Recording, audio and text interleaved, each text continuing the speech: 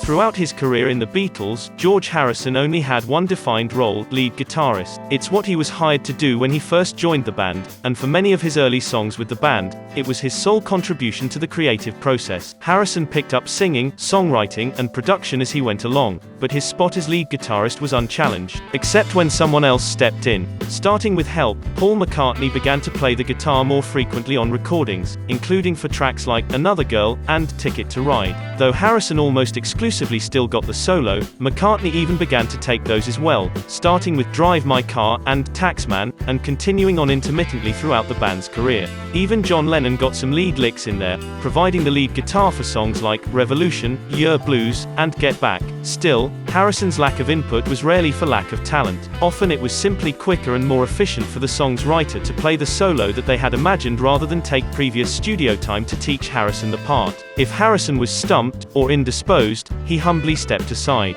But one solo in particular found Harrison's lead work fall short of expectations. The Beatles were completely fried by the time they gathered together in mid-1964. Beatlemania was in full swing, and the band were expected to hit the recording studio when they weren't out on tour or doing promotions for their film A Hard Day's Night. The day that the movie premiered in the United States, the Beatles once again entered EMI Studios to begin work on their next album, Beatles for Sale. With a low amount of original material, the band opted for a number of covers, including the old blues number, Mr. Moonlight. The band put a distinctive samba rhythm underneath the track, and when it came time for a solo, Harrison dutifully plopped down in front of a mic to give it a go. Only this time, his reverb-heavy twang was strange and disconcerting instead of raucous and exciting. When the band found the take they liked best, it was judged that Harrison's solo wasn't up to snuff. Instead, McCartney added an organ that replicated most of the notes. The original version of the take, complete with Harrison's solo, can be found on the Anthology 1 album.